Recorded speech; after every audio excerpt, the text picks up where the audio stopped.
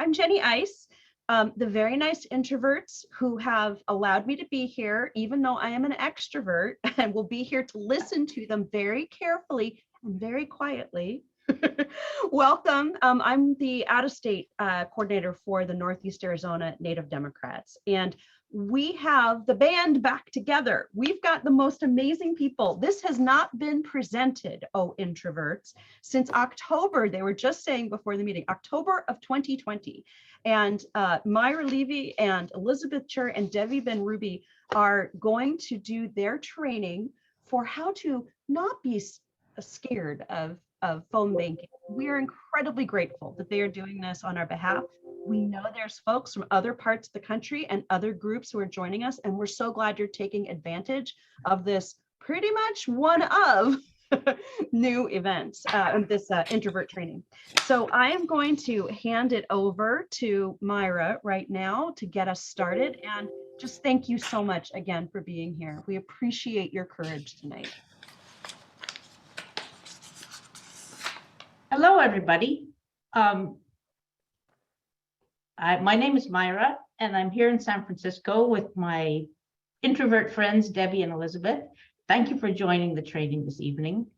Before we get started, or as we're getting started, let's pause for a minute and notice what it is we're living through these days. It's kind of a lot. And it's been a lot. I have a banner in my house that says, "This shit is not normal." And it's been there for so long that it's actually gathering dust. I feel like we're living in the gap between what we know needs to be different in our country and the tools that we have available to us. And that gap sometimes feels really wide. So, in fact, if I were to follow my heart and do what really feels most appropriate in this moment, I would be running down the street naked screaming. But I'm an introvert, and I haven't done that, at least not so far.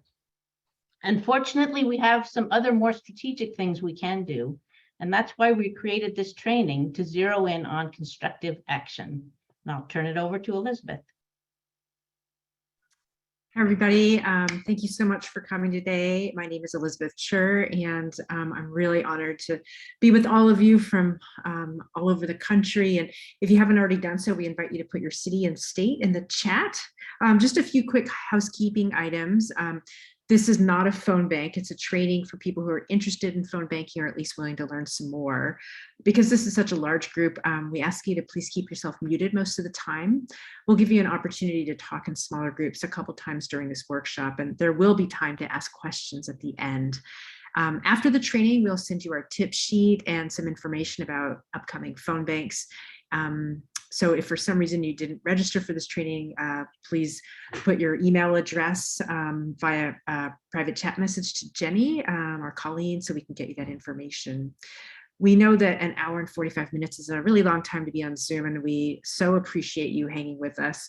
We're going to go straight through the program today without a formal break, but if you need to take a quick stretch or bathroom break, please feel free. So just a really quick overview of today. We're going to start off with brief introductions of all of you in small groups. We'll ask about any concerns that you might have about phone banking, then address them. We'll discuss why phone banking is so important and so effective, and share some of our top tips for communicating effectively by phone. Then we'll demonstrate a few interactions, give you a chance to practice, and wrap it up.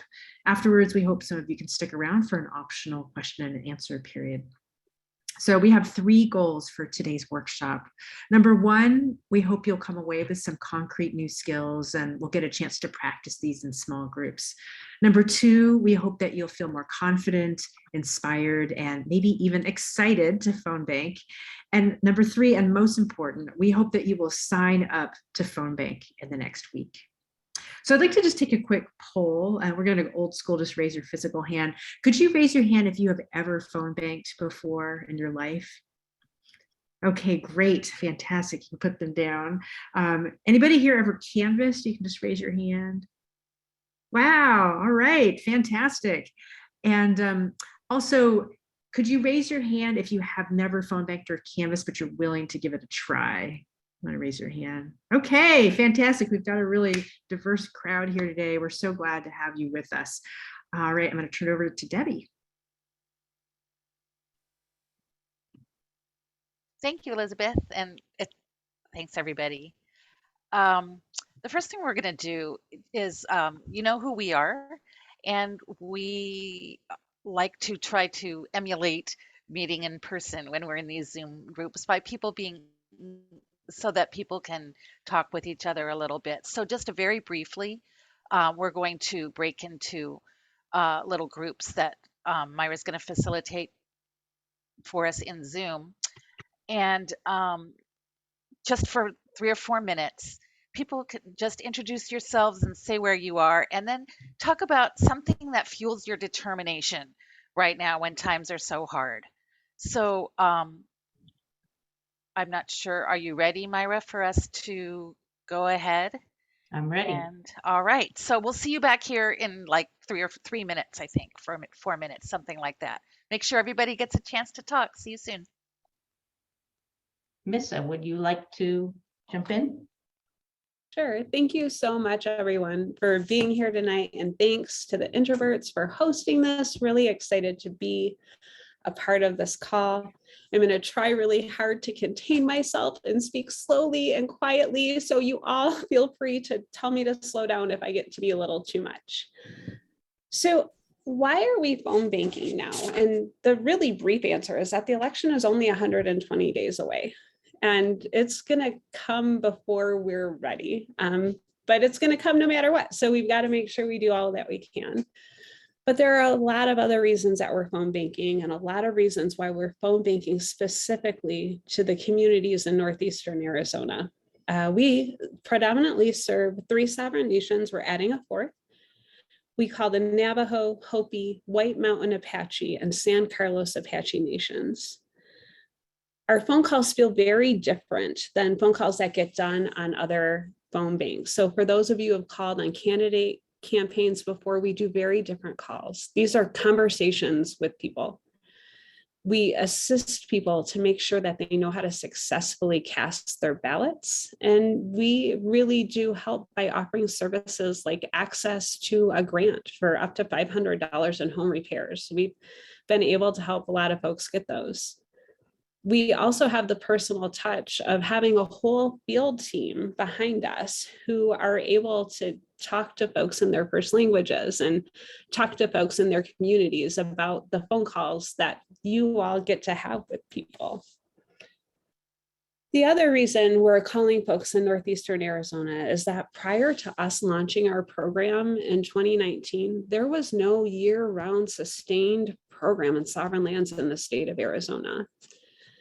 It's a population of folks that there hasn't always been a long line of people to get to the polls, even though as a voting bloc, some communities vote as high as 95% Democratic. There wasn't a sustained party effort there. And that to us was an enormous hole that we worked together to build this dynamic team. A lot of these voters live in very rural and remote communities. They don't have access to the internet. They most certainly do not get mail at their door. We might not have a good PO box for them. And a lot of these folks are getting their news out of Albuquerque, New Mexico, and not out of Phoenix. So they're not seeing what our candidates are doing, and they're not really seeing the campaigns. And so it's another great reason that we're able to call and reach out to them to talk to them about what Arizona's Democrats are doing. And we all know that Arizona is the epicenter of protecting the Senate majority and also reelecting Tom O'Halloran. He's our Democratic congressman in the 11th largest district in the nation. He's the Democrat with the largest district in the country. And he's a really good human who works really hard to make sure that the needs of the voters in our communities are well served. So we know that we hold the key to protecting the Senate majority. We know that we hold the key to protecting the majority in Congress. But what's really important to us here on the ground in Arizona is that every race statewide has a seditionist running on the Republican side in the state of Arizona. There is not a single Republican running for statewide office who thinks that Joe Biden won the election. And we know darn well that if they win those races, that the communities we serve will be some of the most heavily impacted. Our public schools, our social services, things that tie our communities together up here in Northeastern Arizona are going to be taken away from us. So for folks who are phone banking here and folks from out of state who are phone banking here, you're really working to help create the nation you want, but then helping to make a better Arizona that we want to raise our kids in, an Arizona that we are safe in, an Arizona that everyone feels welcome in. And so for those of you who are willing to come on and be a part of our team and make these phone calls into sovereign nations, what you are giving is the opportunity for our robust field organizing efforts to be successful. When you all make dials into places like Kienta or Civicu or Turkey Track, you're allowing for folks like Marion to be at the vendors market on every Saturday, talking to voters who she wouldn't be able to talk to if she was making phone calls. And she's able to speak to them in Apache because that's her first language. You make it possible for Lorraine to go to Kotzmobi so that she can register her friend's granddaughter who just turned 18. And Kotzmobi is just a couple of villages away, but it's an hour and a half round trip for Lorraine to get that voter registered. We're talking about enormous areas of land that are extraordinary rural and remote. And when you all make dials into places like Shanto, it allows for Casey Lee to drive out to Denahotso so that he can meet a grandpa and make sure that his voter registration is up to date and good to go. When you make phone calls for us, what's so neat about it is that every single dial you make is attached to a phone number of one of our field organizers so that you can say, gosh, I don't know the answer to your question, or no, I'm sorry, I can't meet you there tomorrow. Please call Casey Lee. And then Casey is able to make a direct contact with the voter, able to help that voter cast a ballot successfully so we can win in Arizona. In Arizona in 2020, we won by a margin of 4 votes per precinct.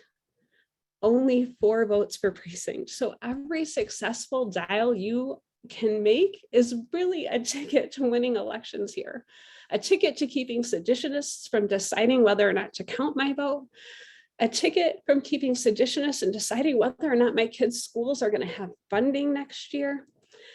Every call you make is extraordinarily valuable, and they're fun, they're conversations, and they're really great for everyone. So I'm so grateful. My heart is filled to see you all here tonight. It's so important that we get this out of state support for communities that have historically not been supported by the Democratic Party, so that we can win elections in Arizona and activate this extraordinarily important and powerful voting bloc.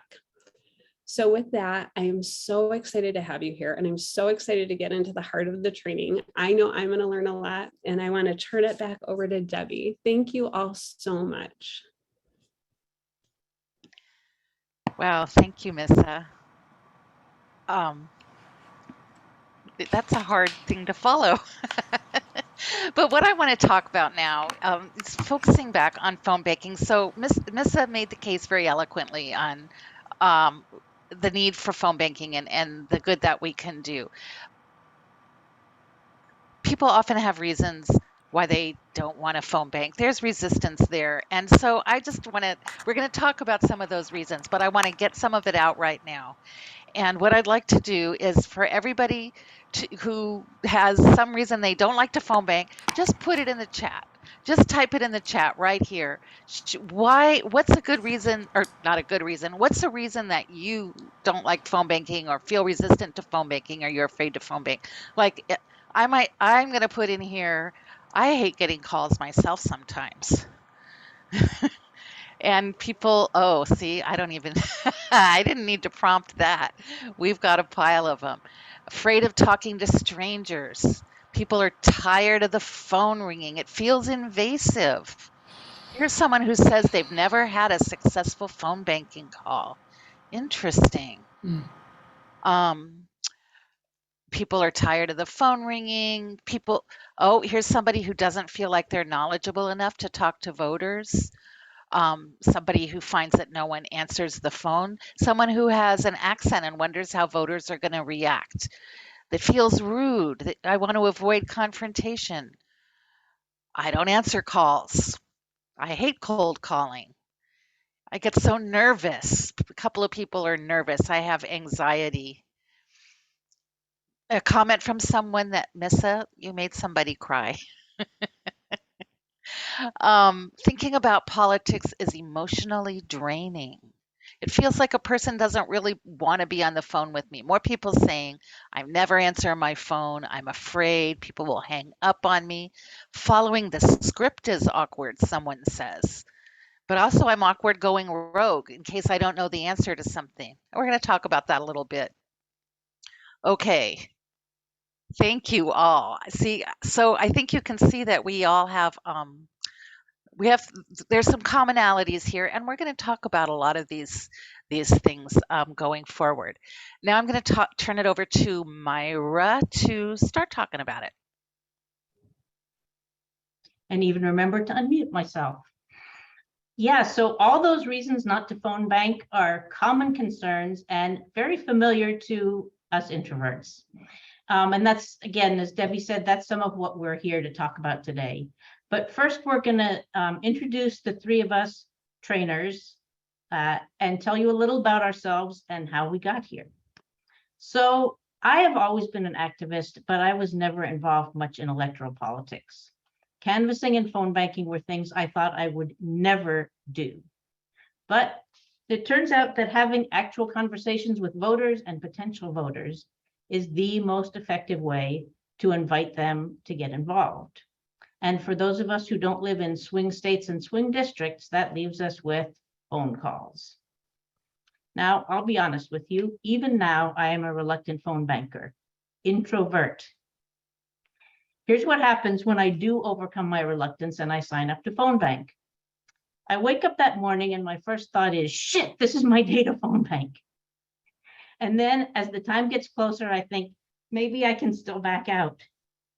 And then I log into the Zoom call for the phone bank and I see friendly faces like yours. And I realize I'm one of those friendly faces. So there I am. So there's a brief training and the training ends. And so I make some calls. To be honest, sometimes it is hard. Not many people answer the phone, and when they do answer, I might not feel confident. Sometimes I feel like I've failed, but sometimes I have one or two good conversations. And I feel as if the people I actually speak with have just been waiting for someone to ask, what do they think about what's going on in the country these days? And it feels like a public service just to listen and be present. And those are things I know how to do. So what I've learned over the years is three things. One, no matter how much I prepare, this is what phone banking looks like for me.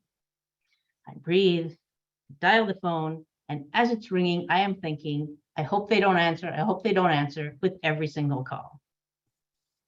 Number two, prepare, but not too much. I have to make that day's script something that sounds like me, and that's an offering, not a sales pitch. And number three, phone banking is a skill. It takes practice, trial and error, and it's important to do it well, but there's also a learning curve.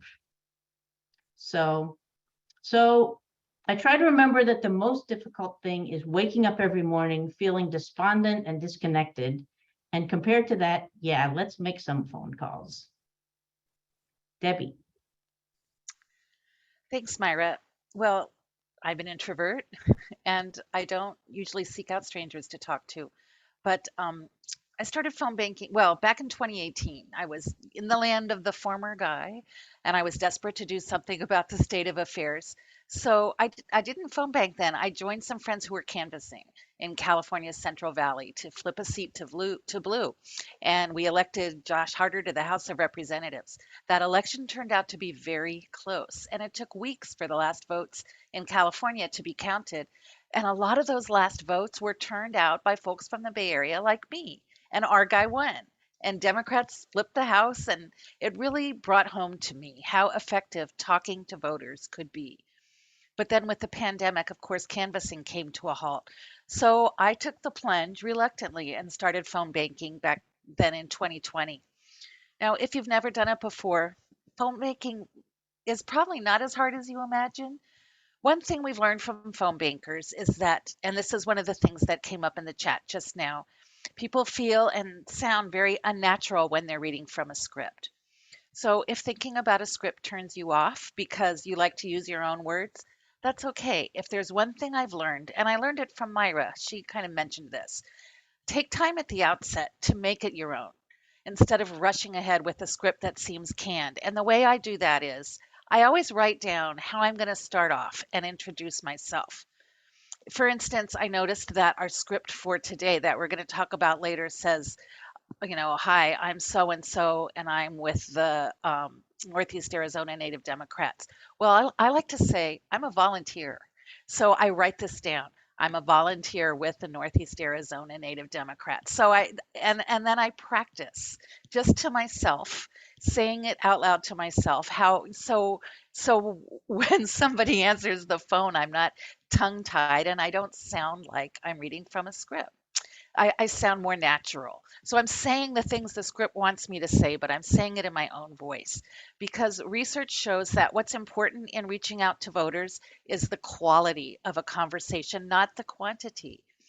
There's repeated studies that have found that making phone calls to voters in the run up to an election can boost turnout by 3% or more. It's second only to face canvassing in boosting turnout. It's far higher than any other outreach method. According to these studies, volunteers who are trained to make personal connections, the kinds of connections that we were talking about earlier, boost turnout much more than paid callers who rigidly adhere to a script and then try to complete as many calls as possible and hang up and go into the next one really fast. Doesn't work so well. I like to think of it this way. I'm offering something valuable to voters. I'm not trying to get something from them. Elizabeth. So for the last 15 years, I've worked as a freelance medical writer, and I've done about 1,000 interviews with doctors and scientists. And I've thought a lot about the art of conversing with strangers. Before Trump was elected, I voted in every election and I phone banked every 4 years, but mostly I took democracy for granted. I assumed that other people would be knocking on doors and making calls. I don't know who I thought these other people were, like elves or idealistic college students, but I figured they would take care of it. So when Trump was elected, I realized I needed to do more. I was too scared to canvass at first, so I got my start in phone banking. And eventually I mustered the courage to canvass in California's Central Valley, in Sedona, and in Richmond, Virginia. So when I'm phone banking, it can be really easy to get discouraged when I'm getting lots of disconnected numbers and voicemails and the occasional person hanging up on me. But every hour, I might have 1 or 2 conversations that make it all worthwhile. For example, last week I phone banked with the Northeast Arizona Native Dems, and I talked with a voter I'll call Nelson. I asked if he'd received his vote by mail ballot yet, and he said no. He'd actually called his county recorder earlier that day to find out where it was, but he never got a call back. I confirmed all of Nelson's contact information and asked if I could put him in touch with Casey, his local organizer, who might be able to help him sort it out. He said, sure. He didn't have a pen or paper handy, but said I could text it to him. So I sent him Casey's number and wrote a detailed note in the file for Casey. Nelson and I chatted for about 15 minutes, and he mentioned that he got his mail at a P.O. box, but he only checked it once a month because the post office is only open half time. So this is a voter who might not get a reminder postcard in time for the election, but he did pick up the phone and he was quite happy to talk. And I got important information from him that I would never glean from a one-way communication like a postcard or a letter. Nelson was obviously a committed voter and maybe just needed a little help from someone like Casey to navigate the bureaucracy. Volunteers like you and me are like the backstage crew at a Broadway show. Think of it as Democracy, the musical. We're helping out behind the scenes so everything is ready when the actors get on stage. The voters and organizers on sovereign lands are the stars of this show, but it's a huge team effort. And without a full backstage crew, it's hard to put on a musical. Our friends in Arizona need our help to make the best use of the local organizers' precious time and to connect with the tens of thousands of Native voters we want to reach. Debbie? Thanks, Elizabeth. So we're going to talk now a little more in depth about, well, some of the things that we were putting in the chat earlier and some of what you might actually find in phone banking.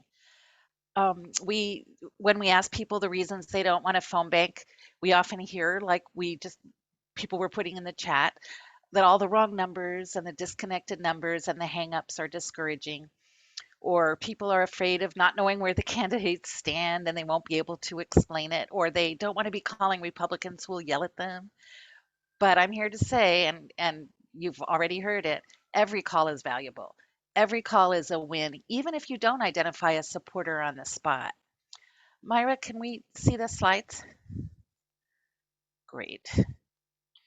So conversations with voters are the way to identify who the voters are, to talk about voting with them, make sure they have information about their options and know how they're going to vote, and then follow up and make sure that they do it. Next slide.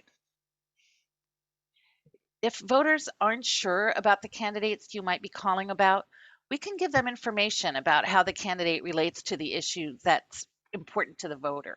Or sometimes we can just increase, if we're talking about candidates, that is, their name recognition to better their odds. Now, as was said earlier, these particular Northeast Arizona Dem calls are not about candidates. So you could bear that in mind too. Anyway, you don't have to know everything about all the issues, is the point I'm trying to make here. It's okay not to know, and it's okay to say you don't know. If you don't know, just telling them how to get the information is useful, or offering them the information. Next slide, please. If the voters are Republicans who say they'll never vote for a Democrat, we can identify them so that no other volunteers will spend time calling them. Next slide, please. In addition, we use these personal contacts to clean the voter list. We figure out if people are still there, and if they're not, then you're updating the list. And again, saving time for other volunteers. It's like you have a 20-year-old file cabinet that you're updating. Every conversation you have is gold and improves your system. Next slide, please. This is just to illustrate the results that you'll get from a typical phone bank shift. When you're making calls for the Northeast Arizona Democrats, the calls are manual. That is, you're making the calls yourself. You're not there's you might hear about in other campaigns or organizations using auto dialers, but that's not the case for these calls. In any case, when you're making your own calls, mostly you won't get an answer. That's the purple here on the chart. So you just mark the person not home on the computer program that you're going to have in this phone bank, and you move on to the next call. And like I was saying before, this helps get the information for the next person. It's if the number is disconnected, like the orange in this diagram, you just mark it that way and move on to the next call. So even if you only talk to one person out of 10 calls, that's pretty good. And out of all those 1 people out of 10 calls that you do get to talk to, mostly you're going to find supporters, because the lists you're calling, as you know, in this region are mostly vote Democratic. Some might be undecided, but probably just a very few of your calls are going to be opponents. Next slide, please. So these are some of the advantages to making these calls manually. You control the pace of the calls. You're dialing each number on your phone, and then you can take a break when you want to. Some people are concerned about privacy. They don't want to be able to have people sharing their phone, seeing their phone number. There are ways to mask your phone number, and we can, if you want to know about those, we can talk about them at the end of the session and when we have a Q&A.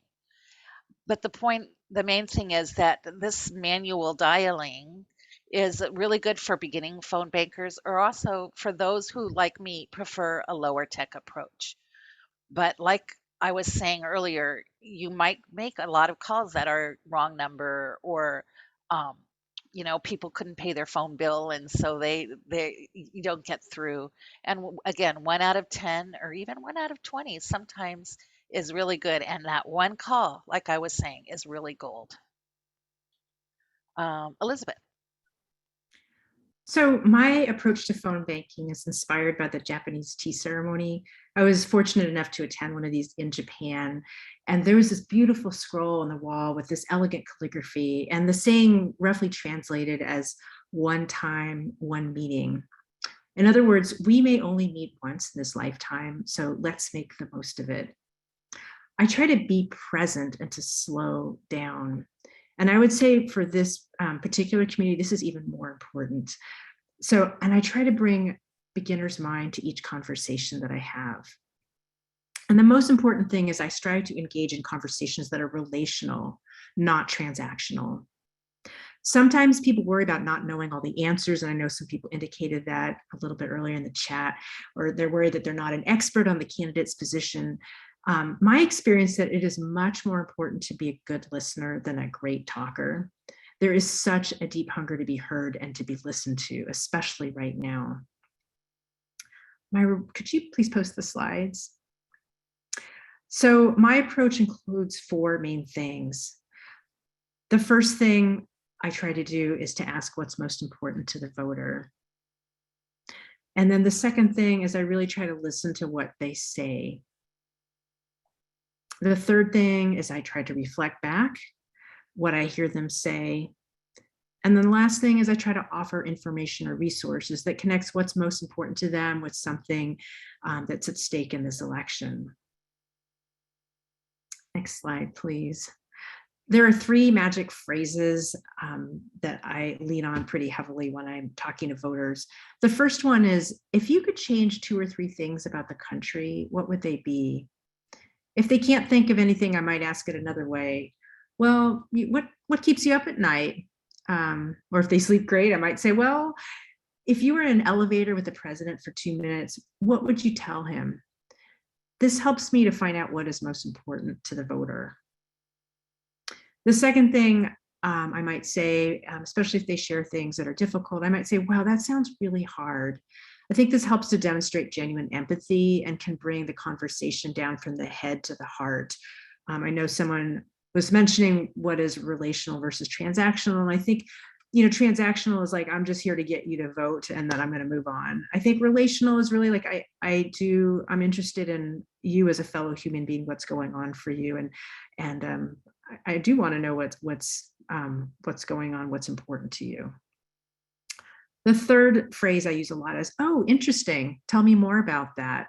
And this is my fallback when I can't think of anything else to say. This almost always works. And even if I disagree with their position or their thought, I really try to bring my curiosity to that conversation. Can I view the voter like an anthropologist would? And the beauty of these phrases is that they're nonpartisan and they work in almost any situation with any voter. Now, after I say any of these phrases, I try to count to 10 silently in my head. A lot of times people feel like they have to fill the silence. And if you wait for them to say something, they'll often start talking.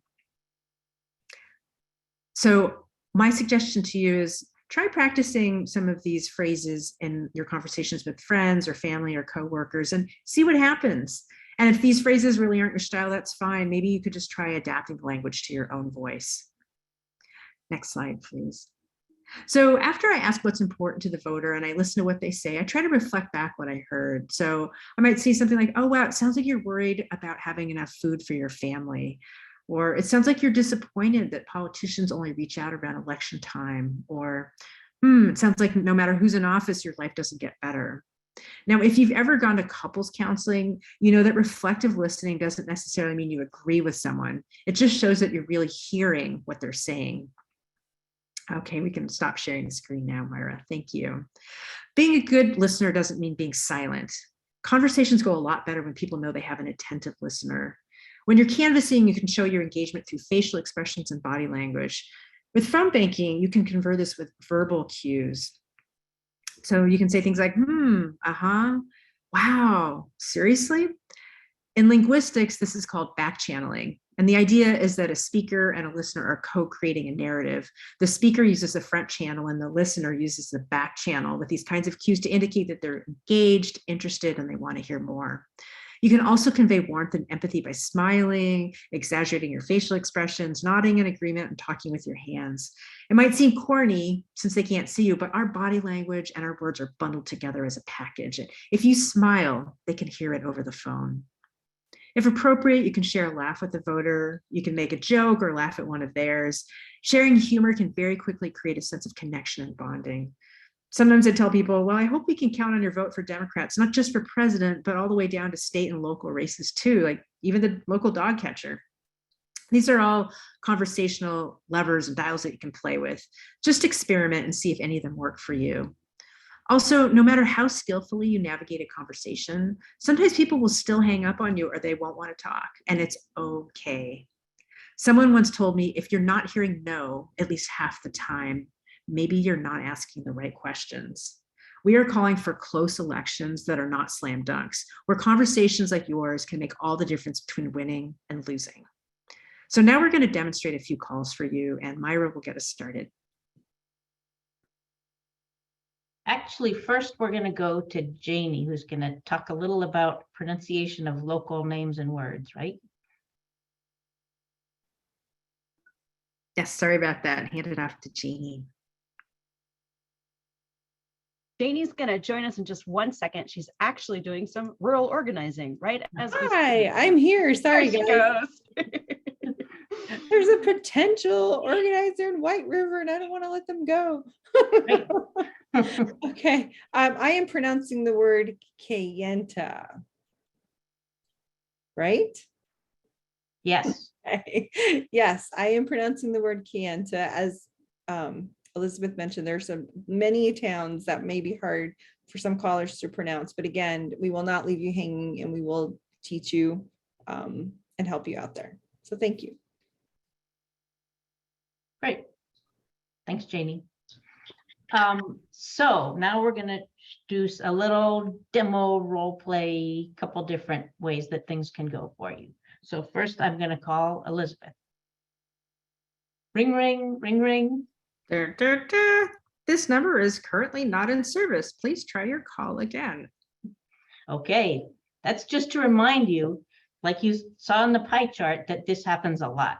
It's one of the most common responses you'll get, along with no answer at all, or it goes to voicemail. When you're at an actual phone bank, the leaders will tell you what to do, whether you can leave voicemail messages or not. It depends on the phone bank.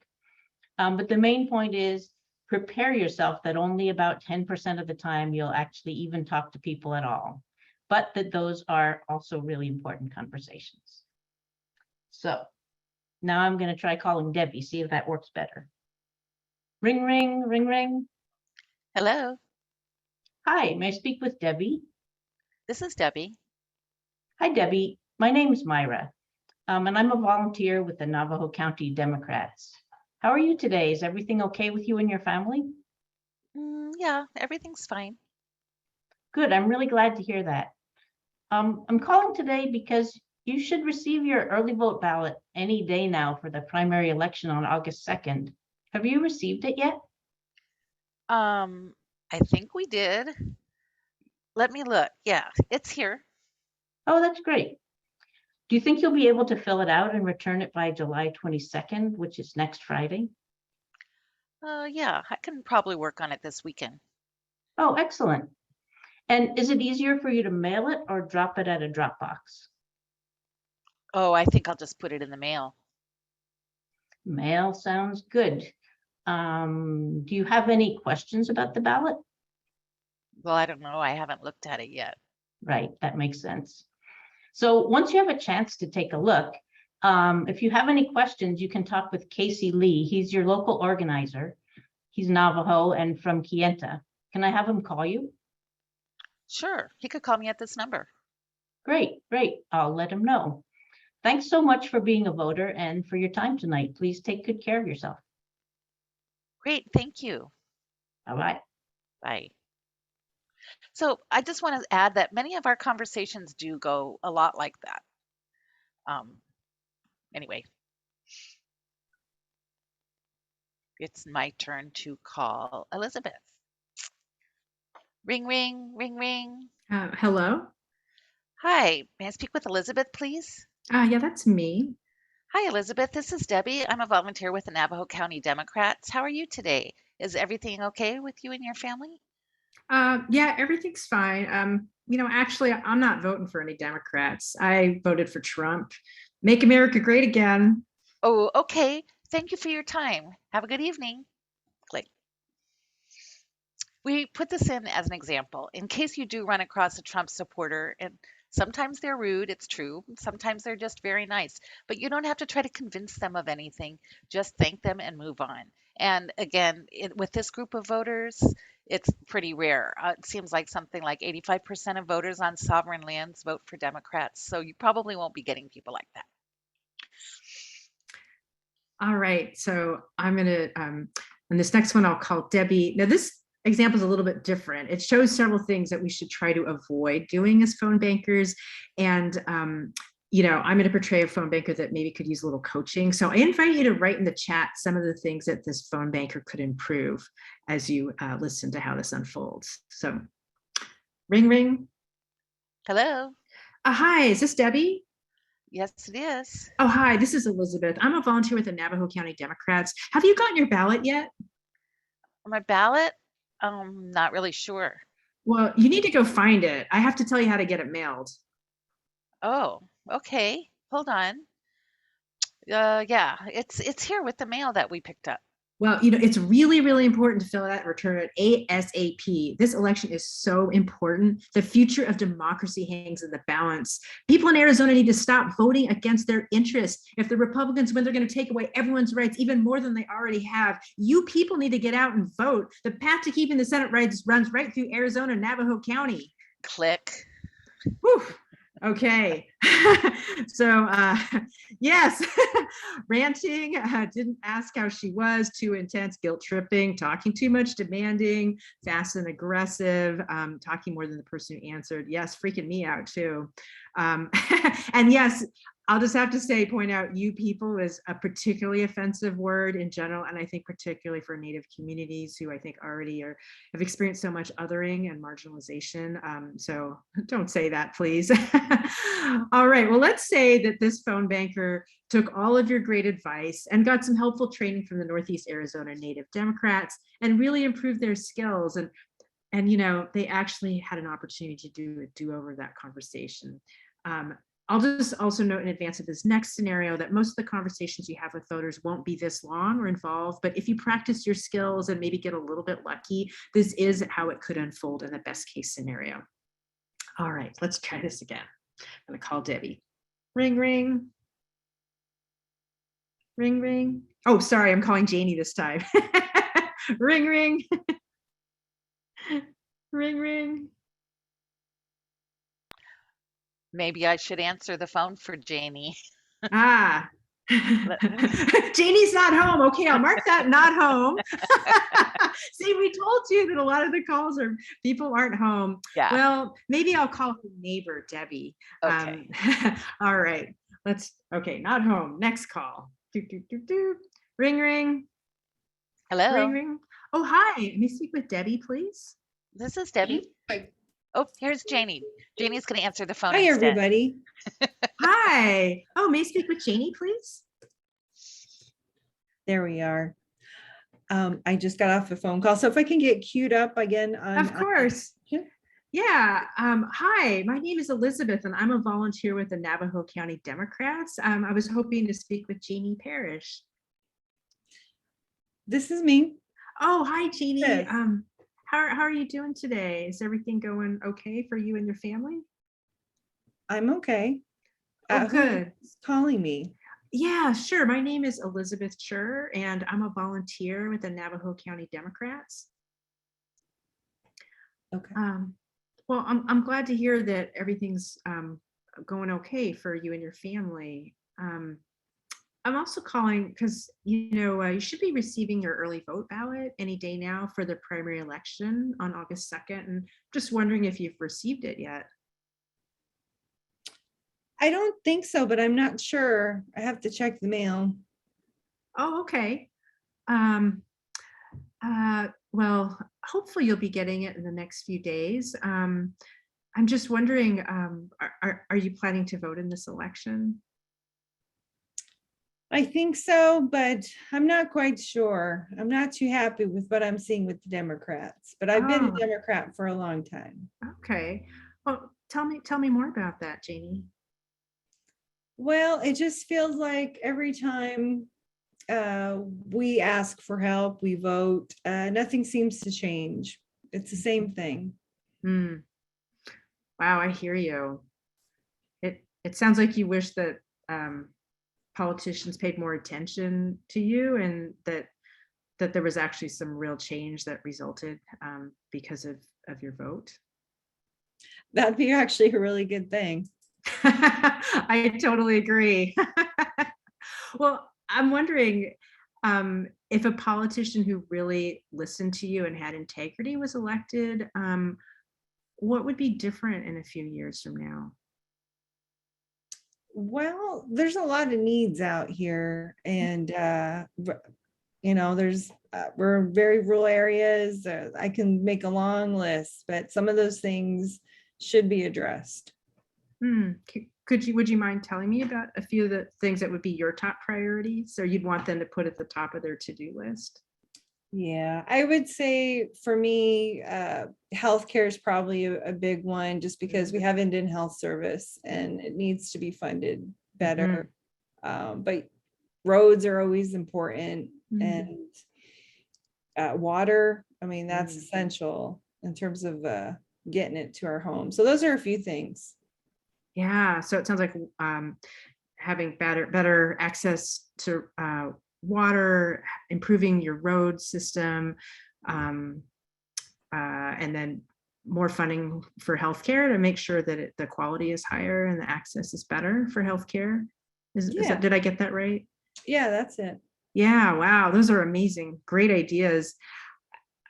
Part of the reason I'm also calling today is we really want to make sure that everyone's voices are heard, and voting is a really important way to do that. It won't necessarily fix everything, but I think it is an important kind of fundamental step. And, I'm wondering if I could have Casey Lee give you a call. He's your local organizer. He's Navajo and he's from Kienta, and he'd be a great person to connect with, and also to help make sure that our leaders hear the important things that you have to say.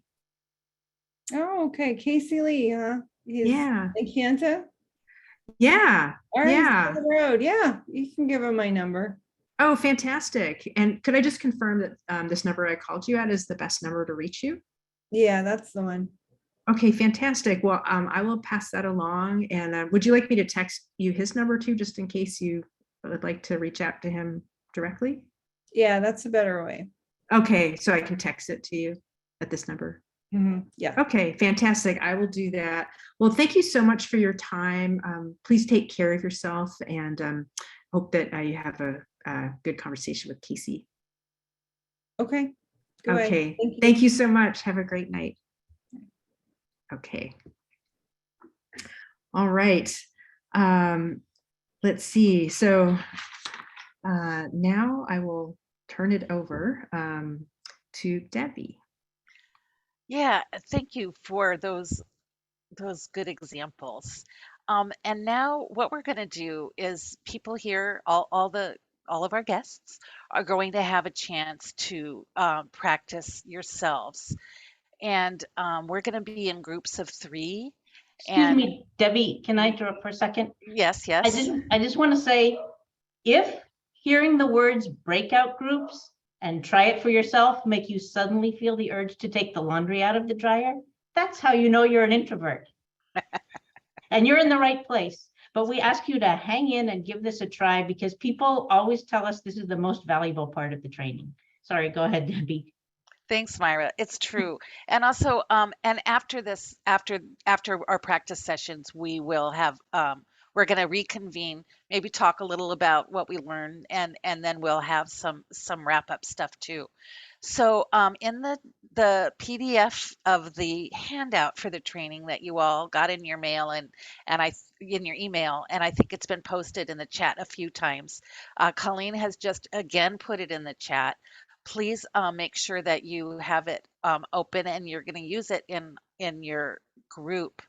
Um, we are going to so in the at the top there it says instructions in a little box, and when you're in your groups, when just read these instructions out loud and make sure you all understand them. And it talks about making talks about who does what role and taking turns. And one of us may drop into your room to see if you have questions or need help. If you somehow end up being by yourself in your breakout room, just come back to this main room and we'll help you out. So, Myra, are we ready? Okay, Myra's going to put us in breakout rooms and we'll see you back here in about 20 minutes. The chat. Welcome back, everybody. I think everybody, just about everyone's back. So I hope that was a interesting and educational and thoughtful experience for you.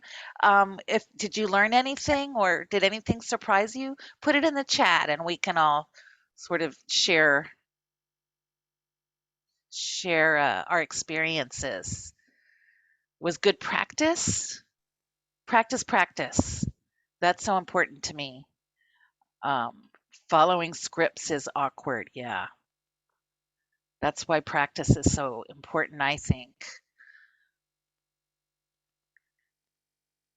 We all wondered what the best response is to people who say, nah, I don't think voting makes any difference. I think what I would say, learning from Elizabeth, is tell me more about that. And maybe you can bring it around back to something that they care about. It was good to try it out. It went really well. Yeah, we're not trying to persuade them. Oh, a question about Casey. So somebody wanted to know if Casey's a male or female. Is that true? Because you were referring to them in a conversation. And yeah, I'm not sure I know the answer to that question. Work on keeping the conversation going when the voter's not sure about voting. Again, I think that Elizabeth's magic phrases, especially tell me more about that, is something that I use a lot. Yeah, refer to Casey even if there's no question outstanding. I think that that's just really important. Karen felt like they needed more information, not just let's call Casey. Hmm. Mm. Then somebody else thought offering Casey as a resource was effective. Do we really want every voter to be given Casey's number? Poor Casey, says this person. But that is Casey's that, and it's not just Casey, but that's the organizers' jobs, right? Yeah, yeah. So, oh, Janie posted a photo. Let's take a look. If you click on the link in the chat, there they are. That's so nice. Thank you. Thanks, Janie. Say you're a volunteer, not a paid person. I think that's really important. I think that makes a big difference to people, to many people anyway. Hard to relax and join the conversation. I think practicing beforehand to oneself really helps relax a little bit, but I know it can be nerve-wracking. After the first one, sometimes it feels better. Too many voters to help. So I just want to turn it back over to our Northeast Arizona Democrats to wrap up our training today. Well, And thank we'll you. have a little, excuse me, I just want to say we'll have a little time afterwards for Q&A. Okay. Wonderful, thank you. And Myra and Debbie and Elizabeth, I just want to stop and honor the emotional and intellectual effort and labor that this is for you. So thank you. And thank you for being willing to put this back together after so long. I think the people here really appreciated your insight. That's not something I can give them.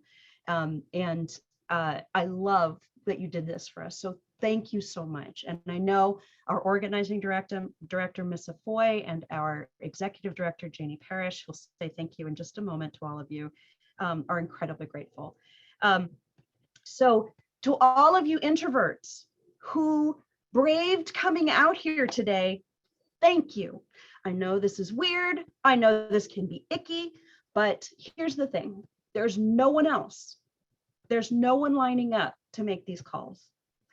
The GOP in Arizona are riding roughshod over voting rights and over communities like that in rural and tribal Northeast Arizona. They just passed a voucher bill, for instance, that makes a child in a school on Navajo Nation worth half what a child in Scottsdale will be because of how it allocates monies.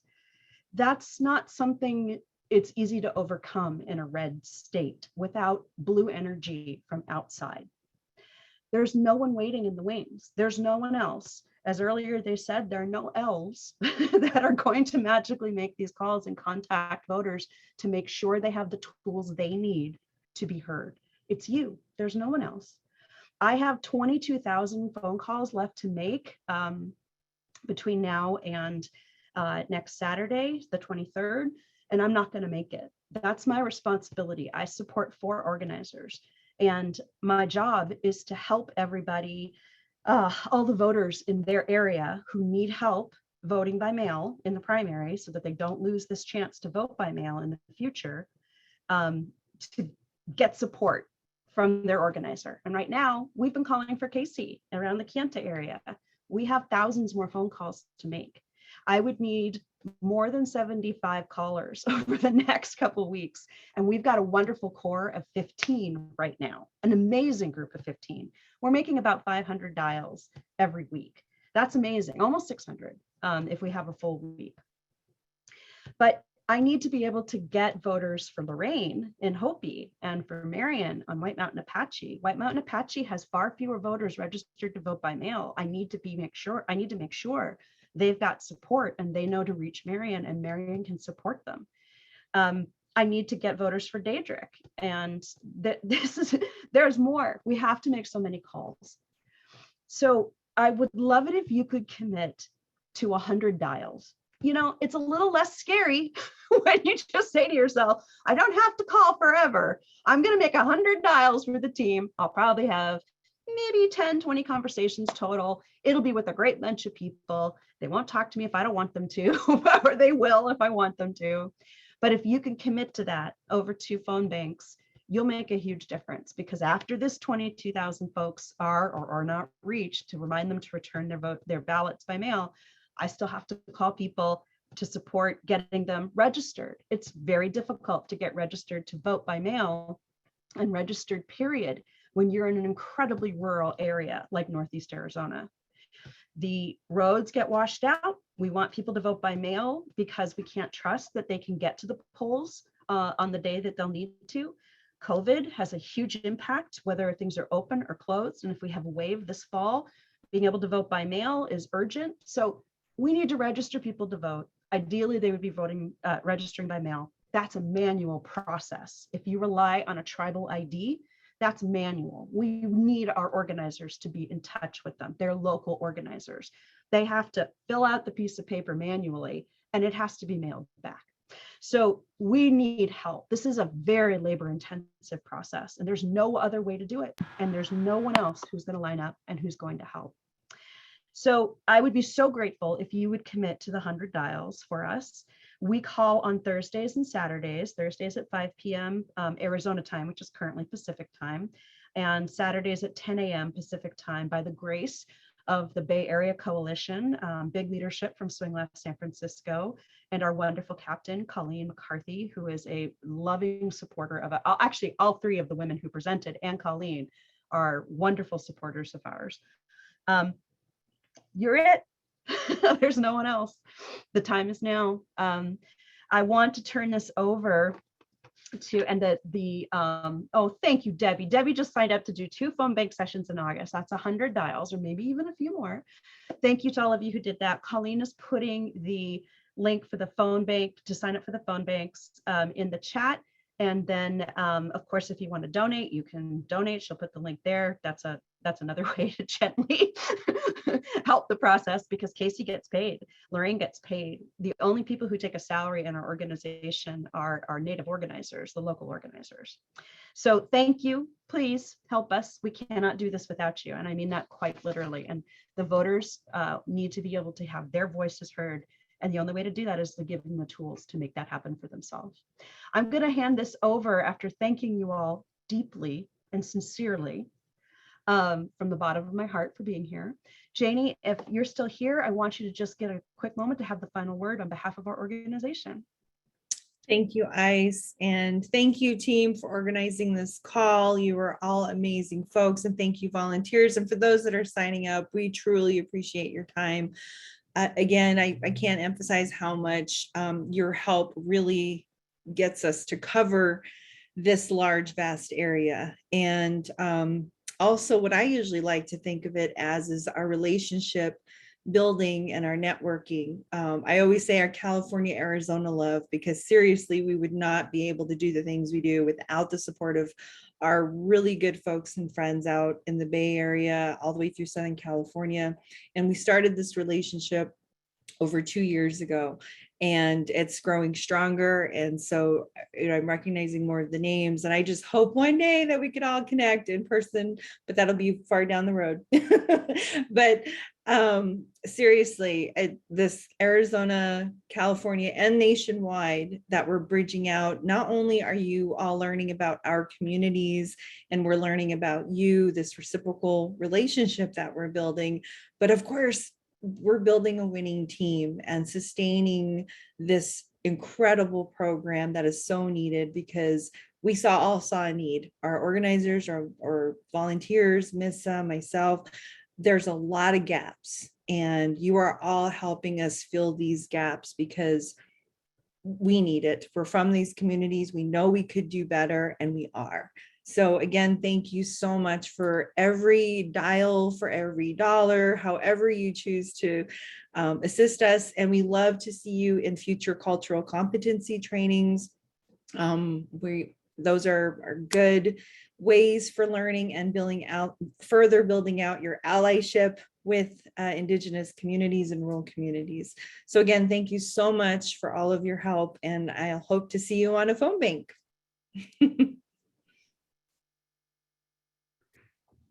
So I wonder if I could just say just a couple last words about some, everybody's been so incredibly generous with their time and attention. And we just had a few other asks for you. We would love your feedback about today's training. And we are dropping a link in the chat for a 2-minute survey. And we will also send you that link in our follow-up information, plus the information that was in the slides and some bonus information for you. I also just wanted to say, kind of piggybacking on what Jenny and Janie was saying, we have less than 3 weeks to the Arizona primaries on August 2nd, and we want as many people as possible to return their vote by mail ballots in the next 10 days, as you just practice in the role plays. And I'm just wondering, I'm curious to see, would everyone who is willing to commit to sign up to phone bank in the next week just raise your hand? I would just love to see this. Keep your hands up. I want to scroll through. Yes. Thank you, friends. This is just amazing. And you have so many fantastic skills that I got to observe. So thank you so much for doing that. This is really how we are going to make a difference in these elections. And also the last thing is, phone banking is actually way more fun with friends. And preserving our democracy is going to take the biggest backstage crew that you can ever imagine. I'm wondering if you could raise your hand if you are willing to ask 3 people if they would sign up to join you in phone banking in this next week. Please raise your hand if you're willing to do that. Remember, I said if you're not hearing no at least half the time, maybe you're not asking the right questions. So they don't have to say yes, you just need to ask. Thank you so much for being willing to ask people to join you in this endeavor.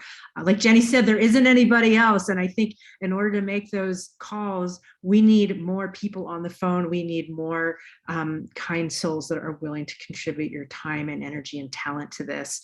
So thank you for reaching into your deep networks to invite more people to join our Backstage Crew of Democracy, the musical that is, in my opinion, the most important Broadway show ever. And if your friends are feeling shy or they're on the fence, we will send a link to our frequently asked questions for phone banking for introverts. And that information will be shared with you in the email that we sent out later, and we might be able to put a link in the chat also. And I'm just wondering if I could indulge you to share one last story with you about the power of phone banking. So in November 2020, I was calling Philadelphia right before the presidential election, and I spoke to a 19-year-old voter I'll call Karina, and she was voting for the first time ever, and she didn't know how the process worked. I looked up her polling place, and she said it was a couple blocks from her house. I asked her when she could vote on election day, and she said she'd try to go first thing in the morning. I also reminded her that she should bring her ID to the polls. And when I asked what her most important issues were as a voter, she said police reform and control. And she even said that she was interested in serving as a poll worker. So I texted her information from the county recorder's office about that. Even if it was too late to sign up for that year, she'd have it for the next time. And as we're wrapping up, I thanked her for talking with me and for being a voter. And she said, actually, I'm really glad you called. My parents are out of town right now, and I didn't know who else I could ask about voting since I've never done it before. So I'm really glad I got to talk with you. It felt so great to provide something useful to a first-time voter in a swing state. And as you know, Biden narrowly won Pennsylvania with a margin of about 2% of the votes cast in that state. I was just curious, so I called Karina back on election day with her permission just to see if she had any questions and whether she'd made it to the polls. And she said, "Oh, I already voted this morning. There wasn't a line and it was pretty easy." And I asked her how it felt to vote for the very first time. And she said, "I wanted to start crying because it felt so important." I just want to say this is our future, my friends. This is how things are going to change for the better, one voter at a time, one conversation at a time. Voters like Karina and Nelson and all the other voters who just need someone to call them to get that crucial piece of information or connect them with their local organizer. The conversations that you and I will have with voters in the next few weeks on sovereign lands may make the difference between winning and losing the midterms. And right now we have an incredible chance to boost our turnout levels. Until now, we have left a lot of votes on the table. But just think what we could accomplish if we had full participation in our democracy. So let's all pitch in and build the biggest backstage crew that these superstars, our friends at the Northeast Arizona Native Dems, have ever seen. Let's work together to call every single voter, and let's ensure that everyone in the community gets to make their voice heard through their vote and take the next step towards building power for the long run.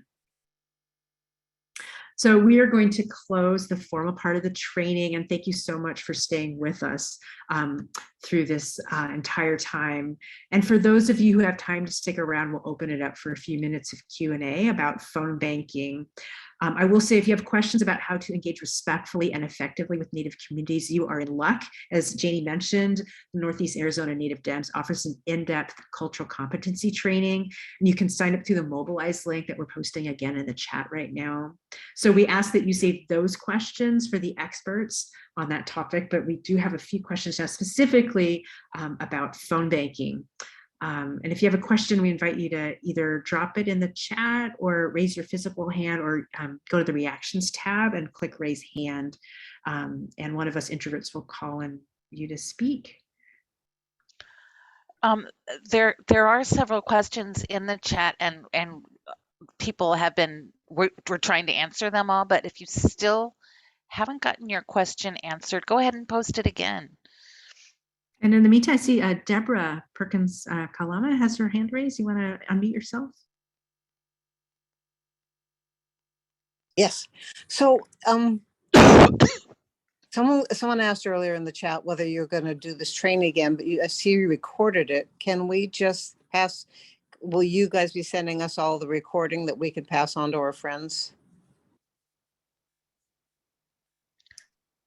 Jenny or Colleen, do you want to? Yes, we have recorded it. We will be sending you a link to the recording. And of course, you may share it with other introverts. Of course, you may, if you think it will help. But I would accompany this with your willingness to hold their hand when they come to the phone bank. I think it'll be a more effective ask. And you can also share it with your extrovert friends too.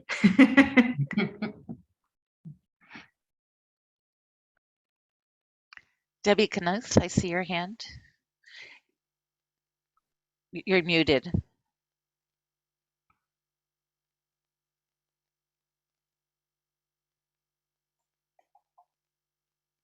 Can you hear me now? Yes, go ahead, please. Could you please explain to me how to mute or hide my phone number? I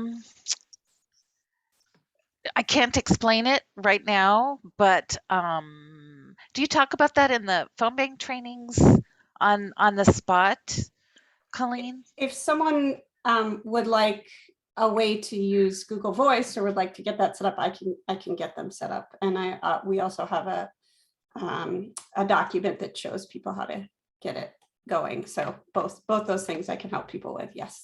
So that means when you go to the trainings is when Exactly. when you Yeah. can find that out. Yep. Or when you go to the phone banks, that is. So Ed has a bunch of questions. Do people get called much? Is there going to be a big language barrier? Are there physical barriers to donation? Is it all right if I take this one, Debbie? Please. I was going to make you. Yeah. Hello.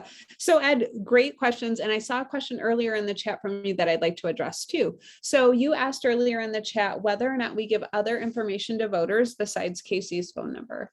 That's really calendar dependent. But the good news is that ICE puts together an FAQ like nobody else. So if you are calling with us, you're going to get a 6 or 7 page document that details everything you need to know ahead of time. We talk through it, and it's a really helpful document. So no. Folks on sovereign lands don't get called much. This is a group of voters that have been taken for granted previously, and we won't do that anymore. We're going to reach out to every voter we can. Language barriers do happen occasionally. And when they do, you just politely say, thank you so much, and you end the call. Physical barriers. There are lots of physical barriers to getting to the polls, to picking up your mail at the post office. We talk through all of those things in the cultural competency and in our volunteer orientation. So all of those questions get answered, and you get a pretty good feel for what it's like to be a voter in these communities. And I understand that it feels a little pushy to ask someone what their plan for voting is. But what is really cool, I have some great stories from Get Out the Vote, GOTV last cycle, where we were asking voters, what's your plan to vote? How are you going to get to the polls? You know, if it rains, you're not going to be able to get out of your driveway to get to the highway. And people were like, hey, thanks. That's really helpful. I will get up and I will vote first thing, like Karina in Pennsylvania. Or, you know, during my lunch break, I'm only 3-minute walk from the polls and it's still a nice sunny day. And so I'm going to go then. And what we have the capacity to do, if someone says, you know, I don't know how I'm going to get to the polls, I don't have a vehicle, my mom's out of town, whatever it is, we can say, let me connect you with Erin. Erin is driving voters in your community today. And so when we ask voters if they have a plan, we're really helping them and providing a service. It's not transactional, the work that we do here in Northeast Arizona. So I hope that answers all of your questions. And then there was one more question, the difference between Navajo County and Northeast Arizona Native Democrats, and this comes up for us all the time. So Navajo County Democrats, I'm the chair of the Navajo County Dems. That's an organization I've been with for years. And it was in 2018, working a different campaign, that we realized that there was nobody working on sovereign lands, but sovereign lands extend well beyond the boundaries of Navajo County. And so under Navajo County is the Northeast Arizona Native Democrats program. It is a program that we manage out of Navajo County, but it's an area the size of Indiana that we're servicing. So that they're married, these two organizations. Is there anything on the primary that would be of particular interest to our voters? So on the Democratic side, we only have 2 contested races in the primaries, the governor's race as well as the Secretary of State's race. I can say in the Secretary of State's race, both of those candidates are extraordinary human beings. They're wonderful. And in the governor's race, whoever wins is going to be a great governor. This, we know if we get folks to mail that EVIL ballot back in, we're going to have them voting in the general election. So this is really just a turnout race for us to, and GOTV's never been done in a primary in this region before. And so this work is really unique and really helping folks prepare for the general. Yeah, thank you. Any other questions? Let me look at all the screens to see if people have hands. Deborah Perkins, is your hand still up or is that from before? Not sure. It's Elsie? still, sorry. I'm trying to get it down. Elsie, did you have a question? You're muted though. Yes, thank you. So when I signed up on the webpage and it automatically went into my calendar, it's showing on my calendar as 10 o'clock, but that was Mountain Time. So I just wanted to verify that that's. I just want to say, please don't abandon us because Arizona is crazy. Let me please give you a small lecture on the subject of time. Arizona does not observe daylight savings time. The rest of the world who's on Mountain Time is on Mountain Daylight Time. Arizona is still on Mountain Standard Time because they don't switch. So Mountain Standard Time is for real, and it's the same right now as Pacific Time. Oh, okay. So Thank here's you. the super cool thing. Your calendar usually knows it's probably best to trust it because here's the best part. Navajo Nation does observe daylight savings time. So there is a time donut. So Hopi is on Arizona time. It's in the middle of Navajo. There, Miss is doing the symbols with us. We do this all the time. Navajo's around it. It's in the future. It's an hour ahead. It's on Mountain Daylight Time. Arizona then surrounds this and it's on Mountain Standard Time right now. So please join us in the future where we make our calls, but the times that we give you right now, and we do, I know it's insane, Debbie. And so please bear with us. And if you have any questions, assume right now until daylight savings time ends, you are on Pacific time for our events in Arizona. And we do not use Navajo time, but we do cut off calling them before it gets too late because 8 o'clock our time, past my bedtime on Navajo, because again, they're in the future right now. Thank you for asking that, Elsie. That was, I was asked, I've only done 7 answers so far, and it's a lot. It's a lot. Arizona's a lot. Don't abandon us because of this though, please. And also, I just want to make a quick note on another question lots of people have been asking. We do this amazing cultural competency training before you call our tribal voters or voters on tribal lands. And it's an incredible experience by itself. It's not something we just do for the general public. It's something that we make available that Janie and some of our other organizers share. And it's an utterly unique experience. Every training is a little bit different, but each one has been described as a life-changing experience for the participants listening to what's happening and able to ask those questions. So when you sign up for phone banking, Colleen and I know who's already completed the trainings and is ready to feel a little more comfortable talking to somebody on sovereign lands. And we will reach out to you.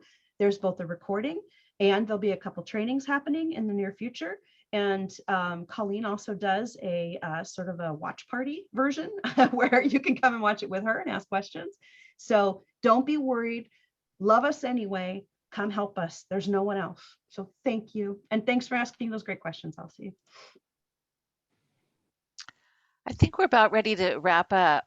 Bill asks about the survey, and we're going to send that out in the email that you're going to get in a follow-up. Is that right, Elizabeth?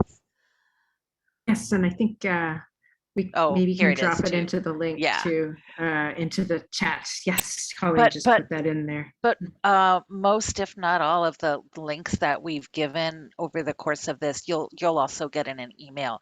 So yeah, I think that we're gonna call it a wrap. Thank you so much, everyone, and I expect I'll see a lot of people on the phone banks.